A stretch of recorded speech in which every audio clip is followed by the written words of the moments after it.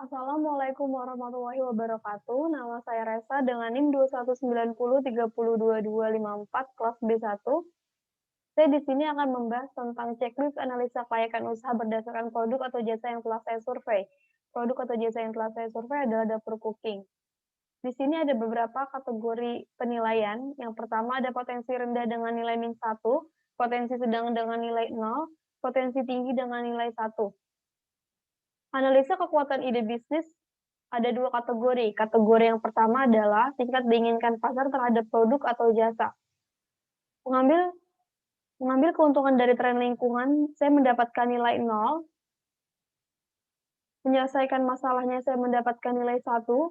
Mengatasi kesenjangan yang tidak terisi di pasar, saya mendapatkan nilai 1. Ketepatan waktu masuk pasar nilainya 1. Luasnya gagasan menambahkan nilai bagi pembeli atau pengguna akhir nilainya 0. Sejauh mana pelanggan puas dengan produk pesaing yang sudah tersedia nilainya 0. Sejauh mana ide tersebut mewajibkan pelanggan untuk mengubah praktik dasar atau perilaku mereka nilainya -1. Jadi kategori yang pertama saya mendapatkan nilai 2.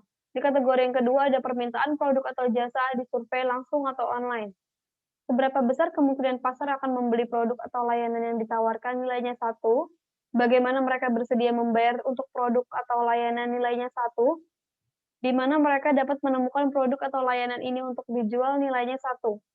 Di kategori yang kedua saya mendapatkan nilai 3. Analisa kekuatan ide bisnis produk atau jasa, saya mendapatkan nilai 5 dibagi 2 menjadi 2,5. Kelayakan target industri.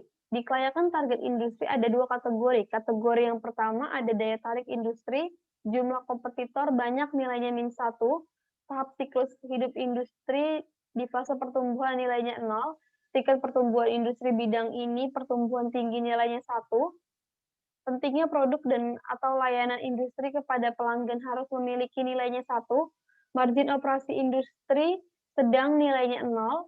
Di kategori yang pertama saya mendapatkan nilai 2. Di kategori yang kedua ada daya tarik target pasar dan konsumen. Identifikasi target pasar untuk usaha baru yang diusulkan teridentifikasi nilainya 1, kemampuan untuk menciptakan penghalang untuk masuk bagi pesaing potensialnya dapat menciptakan nilainya 1, daya beli pelanggan tinggi nilainya 1, kemudahan membuat pelanggan sadar akan produk atau layanan baru tinggi nilainya 1, potensi pertumbuhan target pasar tinggi nilainya 1. Di kategori yang kedua saya mendapatkan nilai 5. Kelayakan target industri saya mendapatkan nilai 7 dibagi 2 menjadi 3,5.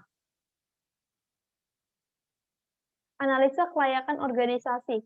Di sini ada dua kategori. Kategori yang pertama ada kecakapan powers management.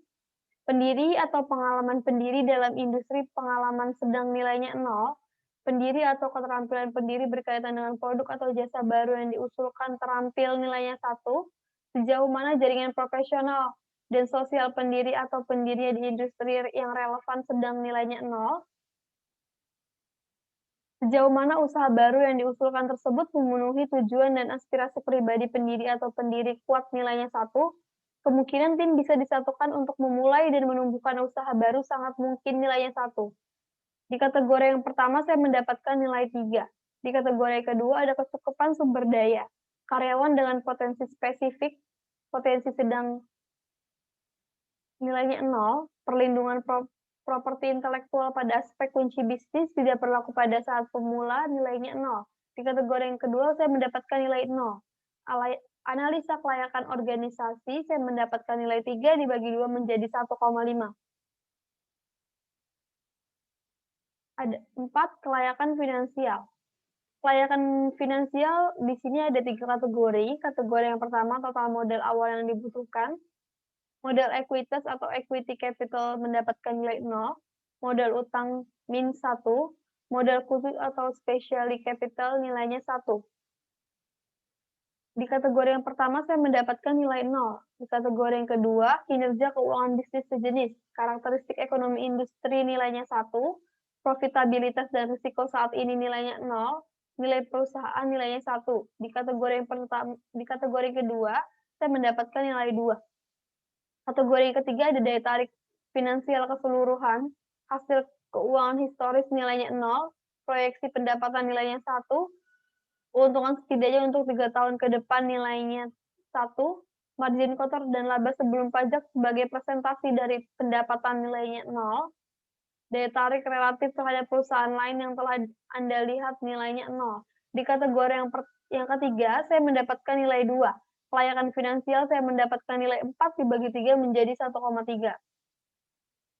5, ada potensi keseluruhan. Potensi keseluruhan ada 3 kategori penilaian, yaitu min 1 sampai 0 tidak layak, 0 sampai min 2 layak, lebih dari 2 sangat layak. Di bagian 1, kekuatan ide bisnis saya mendapatkan 2,5 potensi layak, saran untuk meningkatkan potensi untuk segera diwujudkan desain produknya.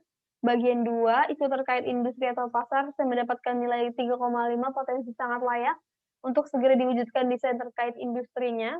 Bagian 3, kelayakan organisasi, saya mendapatkan nilai 1,5 potensi layak. Bagian 4, isu finansial, saya mendapatkan 1,3 potensi layak untuk segera diwujudkan desain pembiayaannya. Penilaian keseluruhan 2,2 potensi sangat layak untuk selalu dipertahankan dan dilanjutkan langkah pengembangan bisnis ke depannya. Ringkasannya, ide bisnis ini berpotensi sangat layak untuk dikembangkan dan segera ditindaklanjuti langkah-langkah pengembangan bisnis ke depannya.